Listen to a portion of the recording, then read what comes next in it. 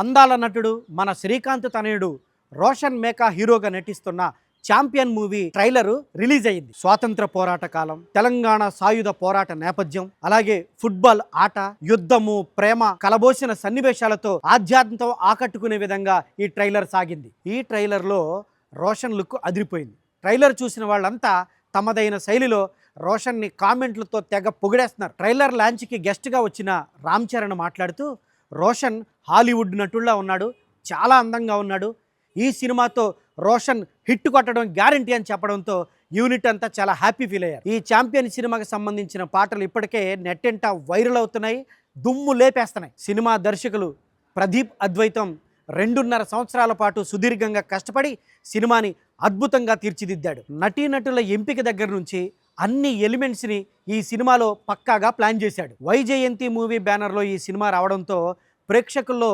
భారీ అంచనాలు పెరిగిపోయాయి.